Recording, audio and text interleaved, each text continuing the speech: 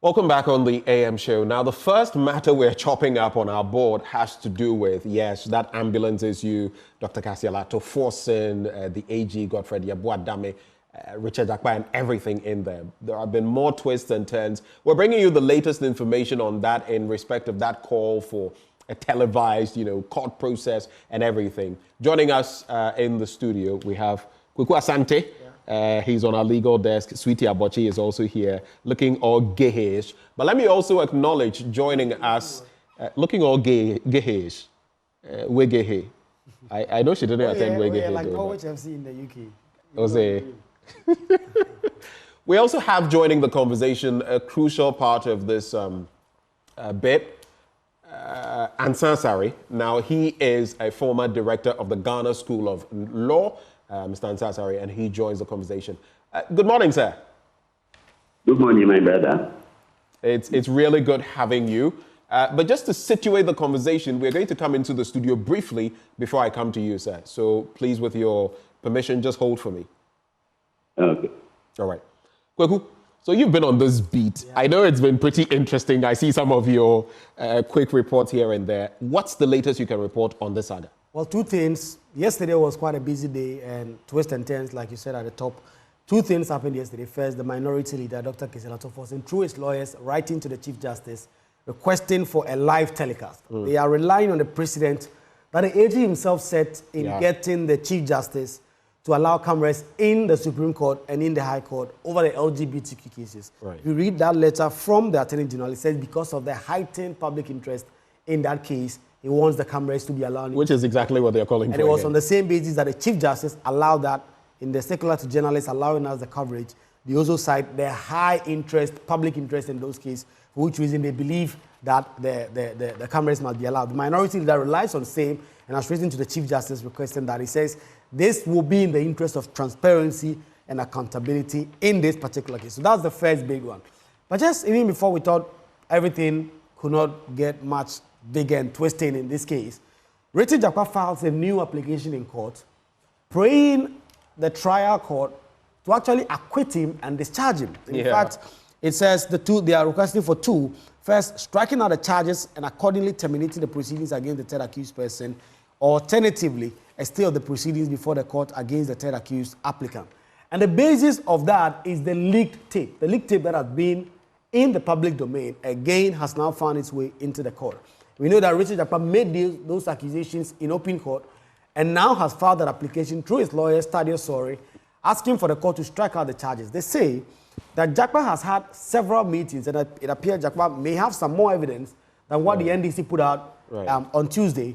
Richard Jakpa said the AG assured him that he was not guilty and he and Amanema were all casualties and that the real target was the minority leader, Dr. Kasialato forcing. So this was part of the purported plea bargain situation that was rejected? Because is he saying that there were promises made to him? Exactly, and these were all before they actually did file their plea bargain arrangement. He said he met the Attorney General. The Attorney General told him that he was not guilty and that if he brought only a charge against the minority leader, the public will view as though he's persecuting the minority leader, so he needed some flanks. So they were just collateral damage. Two more persons. He said the AG promised him that if he filed an application for no case to answer, he would not object it. But the AG invariably broke that. He says the AG told him that it is the President and the Finance Minister, Ken Ofori-Atta, that were piling pressure on him in 2021 to file an action. On him, the AG, to file an action against Dr. Kasialato forcing, who then was the ranking member on the Finance Committee and leading the minority charge against the 2022 budget and the e-levy, which was such a big thing in 2021, entering 2022. So he has filed some explosive affidavit that he has deposed to and says that he really has a lot of evidence. So now he's requesting something like a mini trial, a trial within a trial, to depose this evidence. He says he wants to be put under oath and he will cross-examine to these facts. He believes that when he puts these facts out to the court will come to the irresistible conclusion that he's not guilty, he's never been guilty.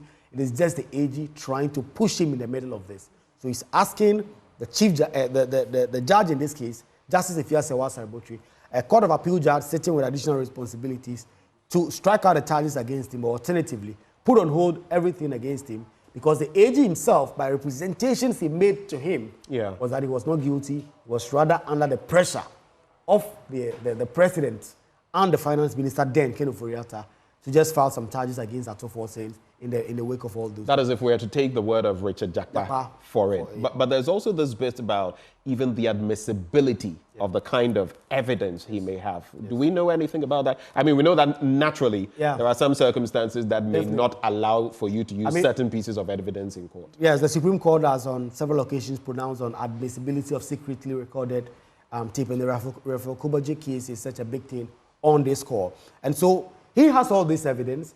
He wants to tender them in evidence before the court. So obviously the court will now, if it accepts this premise to conduct this mini trial within the bigger trial, will then put some weight on the evidence you provide, whether the context of which those recordings were undertaken and all that did not breach the privacy of the Attorney General, for instance. All those are questions that will come up in the mini trial if Justice Afia Sewa Sariboki accepts this. But ultimately, he says his evidence is watertight and it will show that the AG is just on a vendetta against him and the minority leader. Sorry, thank you for bringing us those quick details. Let me go now and interact with Mr. Ansa Asare. He is a former director of the Ghana School of Law. Mr. Ansa Asare, you've followed this issue, you've issued some comments in the past, but does it just keep getting murkier and murkier for you in respect of where we are now? What's your reaction? It's getting murkier and murkier. So that's the mind. What so far not in this... any detail now for obvious reasons. Right. What so far in respect of the details we have got is the most shocking for you? Yes. Hello, Ms. Ansasari. Yes. So I was asking, what so far in terms of the happenings, the revelations, has been the most shocking for you? Well, I would say the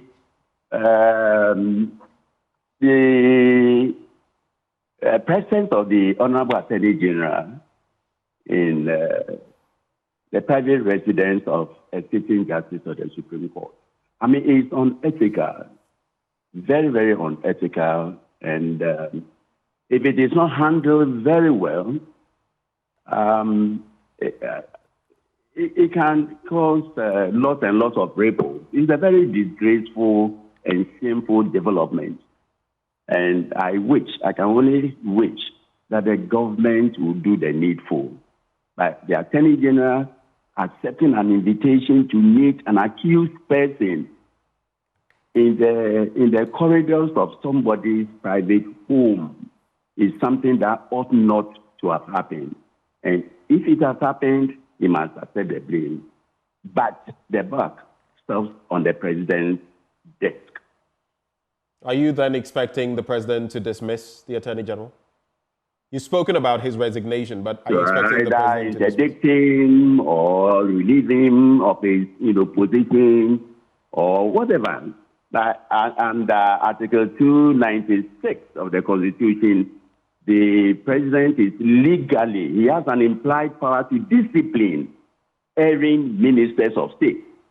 But maybe he has to discipline himself before he can discipline his erring minister. You're saying the president has to discipline himself, learn to discipline himself before he can discipline his ministers? Sure. He has to do some self-introspection, search where he's gone wrong, search his own soul, where he's gone wrong, and correct, right the wrong. But that doesn't mean that it doesn't derogate, from the fact that he must master the political will and courage to fire Godfrey Dame. Now, there are some people, when it comes to the General Legal Counsel in all of this, all lawyers are subject to the General Legal Counsel, but some are of the opinion that the Attorney General is not under the purview of the General Legal Counsel, that he cannot be sanctioned, hauled before the council. Others are of a different opinion. Where do you stand on that, as far as this issue is concerned? No, the view that the Attorney General doesn't come within the purview of the General Legal Counsel is erroneous. The Attorney General is a member of the General Legal Council. And the General Legal Council has the disciplinary powers, to deal with discipline of lawyers who are found to be in infraction of the code of conduct of the members of the General of the Bar Association. Now, the Attorney General himself has broken the code of conduct.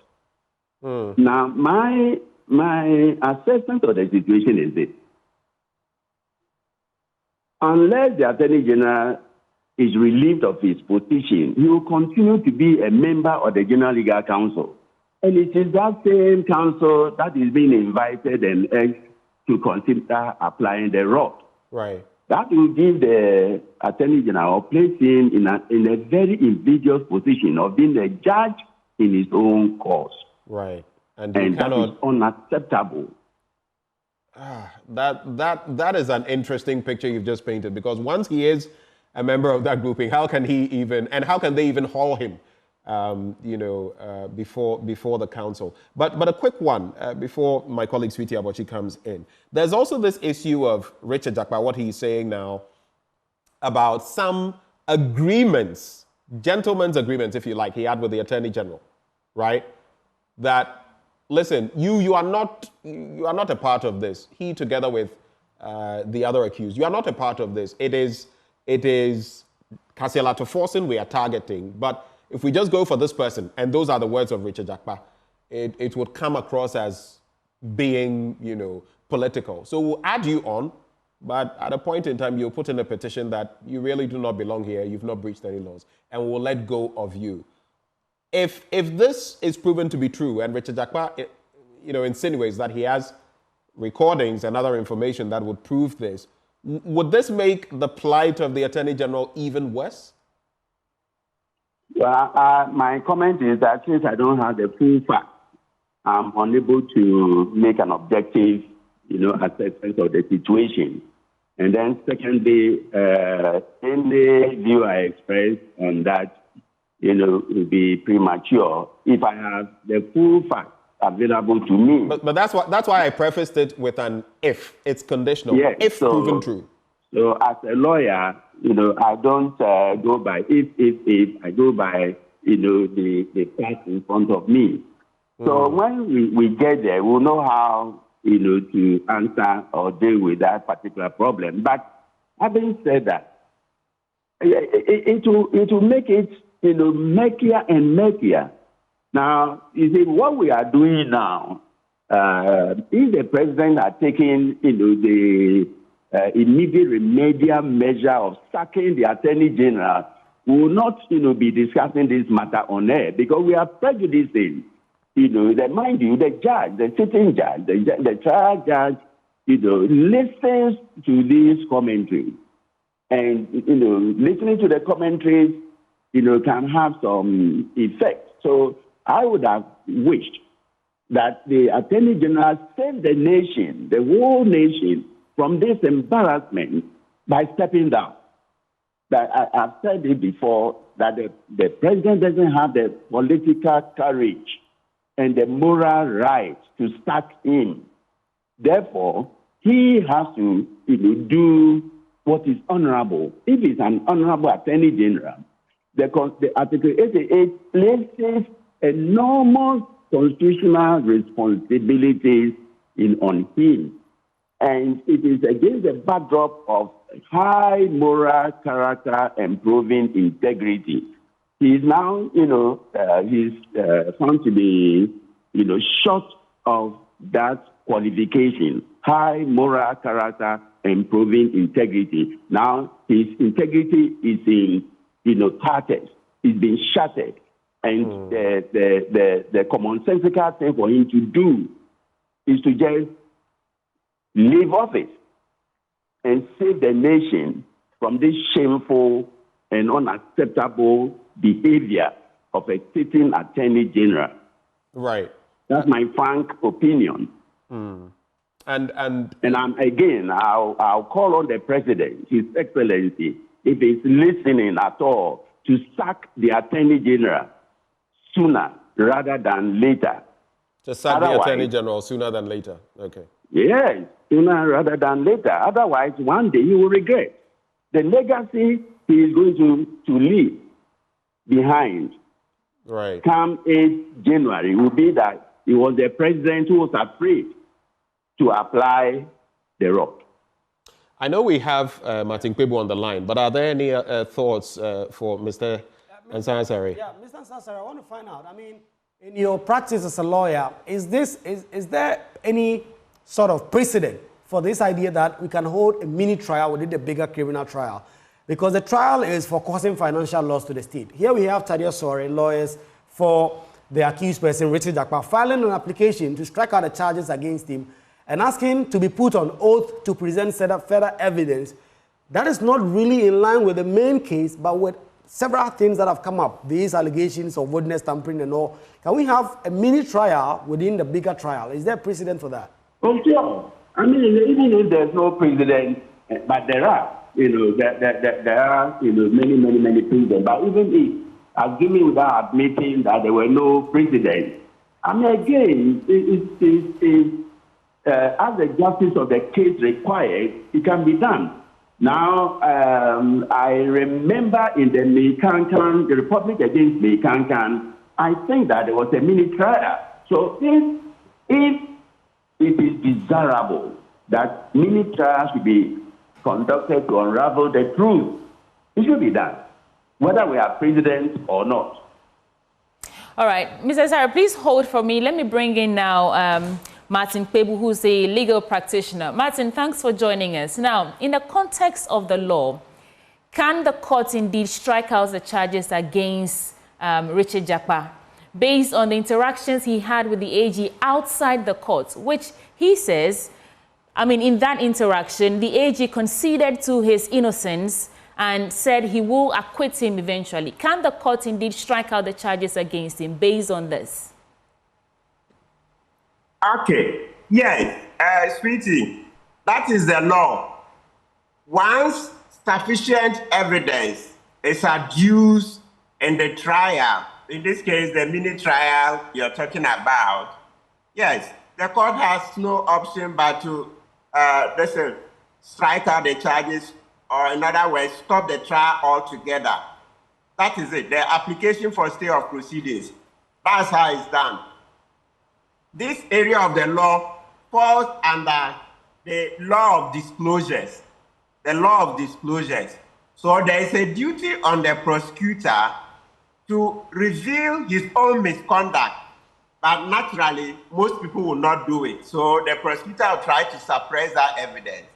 But once the accused or any other person brings that evidence before the court will have to go into it. And once it's found that the evidence is genuine, that the prosecutor, in this case the Attorney General, sought to suborn a witness to perjure himself, that's what we call subordination of perjury, not subordination, no, suborn, S-U, subordination.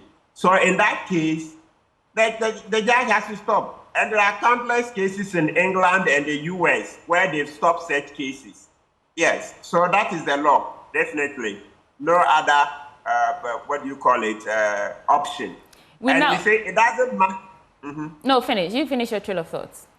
And it doesn't matter that a 7th accused who is mounting the application. Once the allegations that the third accused is making, the involvement of President Kufuor, etc., Oforiatta and the rest, once it's proven, it inures the benefit of the rest. So the whole case will be stopped, because what would then have been proven is that the Attorney General was abusing the process of the court.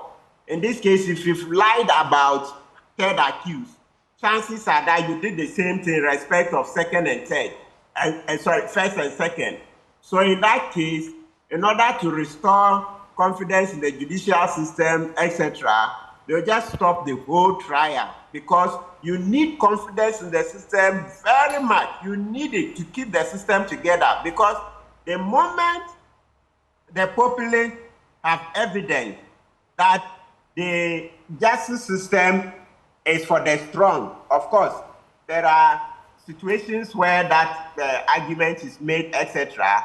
But once this is done, I mean, in this case that there's evidence, it appears, I believe it, right? So I can say in this case that there's evidence, right? Yeah. So, and no sanctions are meted out.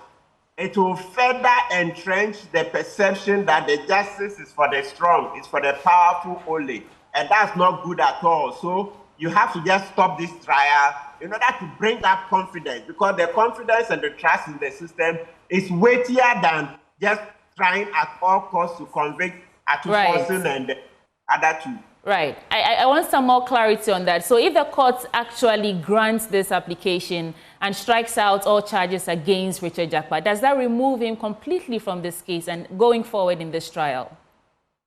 Absolutely. Yes. And as I said, it's not just Richard Jakpa.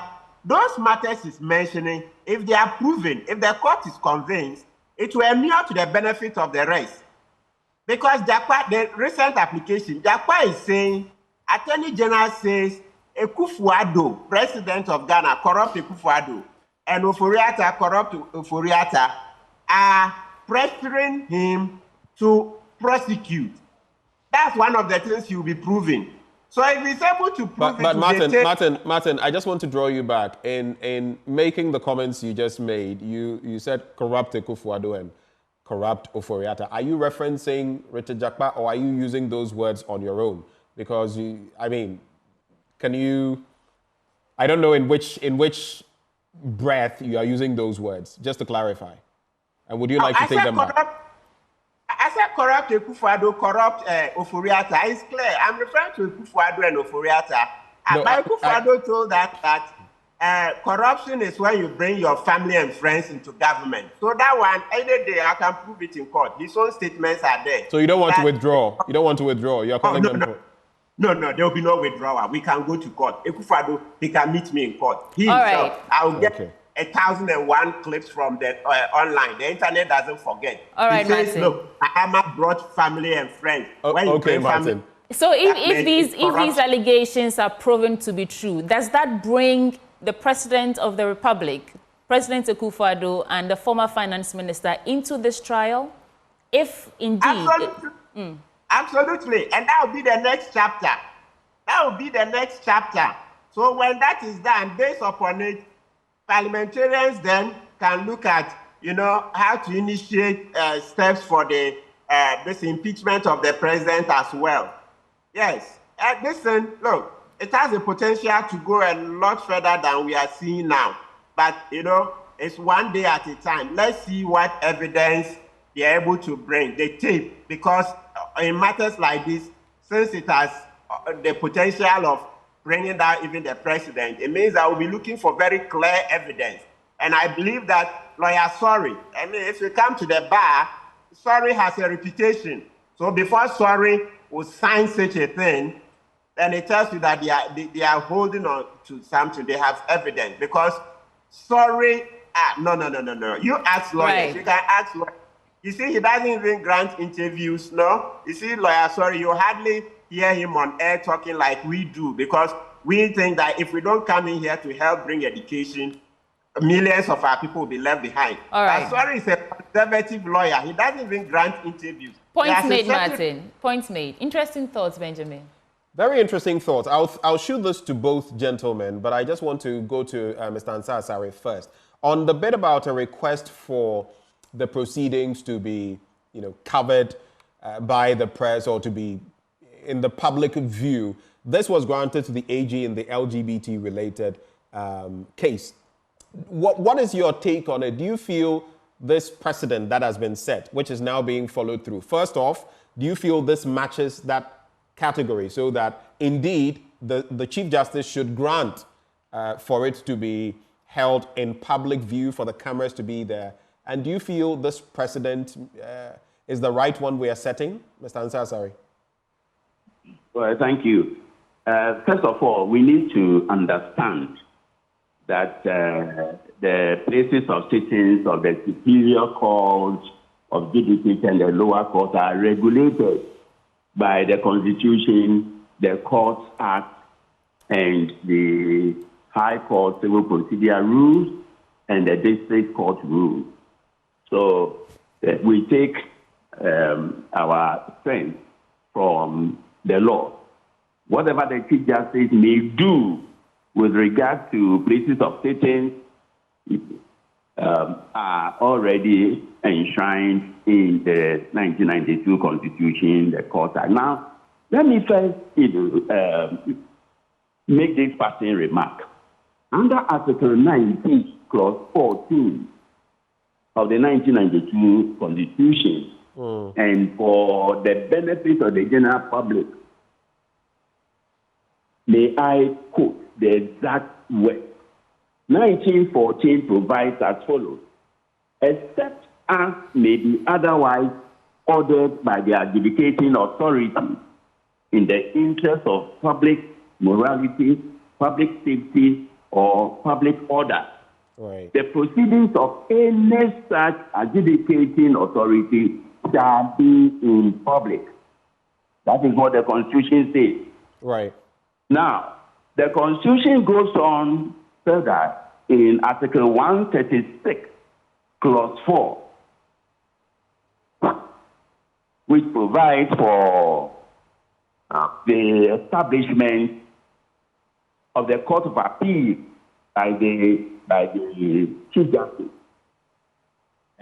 The Chief Justice may create such divisions of the Court of Appeal as he considers necessary in such places as he may determine. So this is the only exception. But otherwise,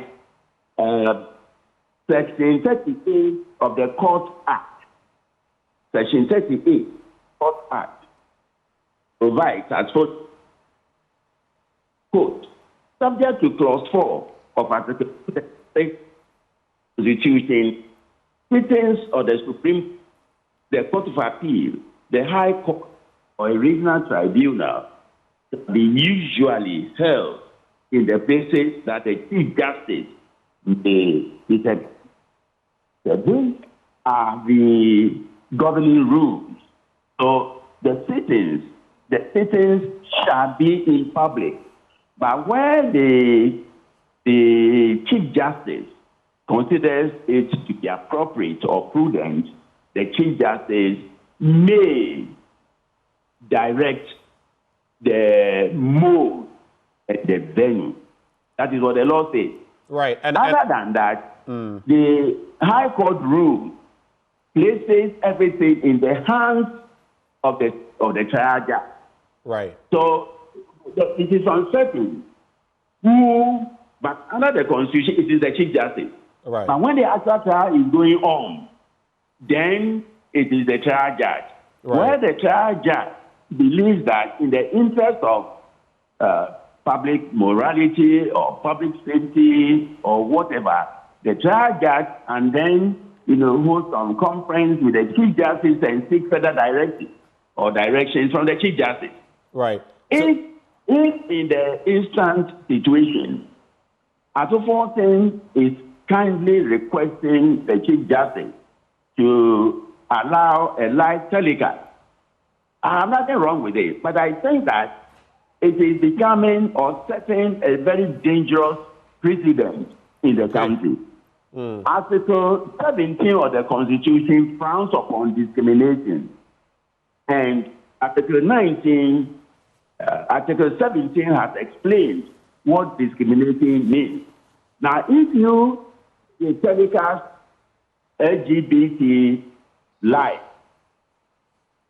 and then another issue arises, and there's a similar request, and it is declined, on what basis would the invitation be declined?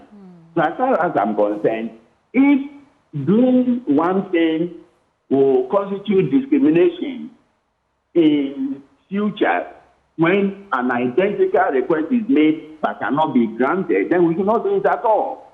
So Right. if we do for one, we should do for another. Okay. Once you set a precedent and it is going on, I don't see the grounds on which the Chief Justice may decline Article 14's invitation.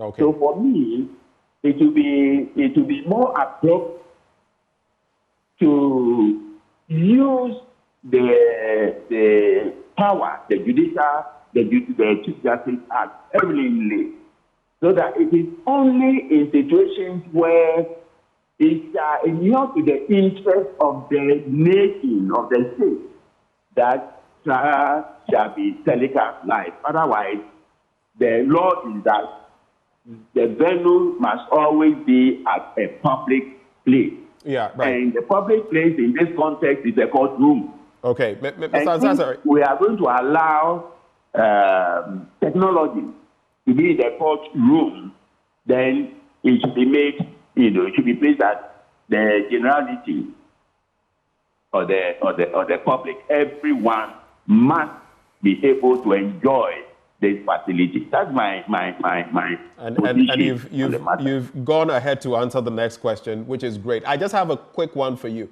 What then happens to the Supreme Court judge in question who has been mired in all of this? What does this do to the person? What legally do you think can be done? Because that person too, I intentionally refuse to mention the name, seems to have, I don't know whether to say brought some disrepute or the institution into disrepute. What is your take on that? And then we can move on to Martin Kpebu, Sweetie Aboshi.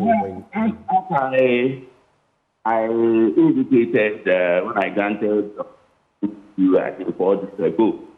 But if the facts come to the fore and we know, all the facts, we will be able, to deal with it. We don't seem to have all the facts. And I'll again draw attention, to Article 146 of the 1992 Constitution on the removal of justices of the Superior Court. And when we say Superior Court, we mean the High Court, Regional Tribunal, the Court of Appeal, and the Supreme Court. Now, here we are. I will not say to Supreme Court, I'll just say Superior, a justice of the Superior Court, because we don't have the full facts. Yeah. But the process of removal has been enshrined in Article 146, and the public can read Article 146 for them. But I don't want to, be telling the president to do, but the president would know what he should do in the circumstance. Only problem, whether he has the courage to do what he. Right. Before I go back to Martin Kpebu, Mrs. Ansah, I want to ask this for clarity, referencing what Martin said, that if, and it's a conditional statement, if the claims of Richard Jakpa are proven to be true, then the trial extends to the president and the former finance minister. On what basis would they be invited into this trial? Is there a crime there? He says that they I'm just limiting put myself pressure. to that supporting case. I'm not prepared, to extend my comments to area that I don't have the full fact. Right. Thank you. But You're welcome. Martin, so I'm looking for clarity on this. On what basis would this extend to the president and the former finance minister if, like you said, these allegations are proven to be true? Is there a crime there? He just said that they are the ones putting pressure on him to try the minority leader. What is the crime there? Oh, I mentioned that the president, I said parliamentarians, the minority especially, can start impeachment proceedings, impeachment in parliament. So we can remove the president when his conduct is prejudicial to the nation. When he misconducts himself like this, then that's under Article 69. Yes. So I was very clear. I said impeachment. Right. It's not that he goes to the criminal court. No, the criminal court, yeah. All right, thank you, Martin. Any final?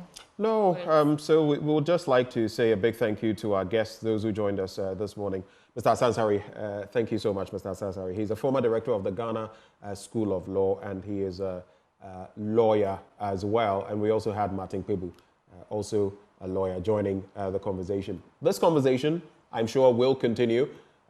It's now up to the judicial system to decide whether or not this case will be held for public viewing, just like we had with the LGBT issue, and what follows from there as far as the newest claims that Richard Jakpa is making. Should the AG resign or not? What's your take? Well, maybe when we activate the phone lines, we'll take your thoughts.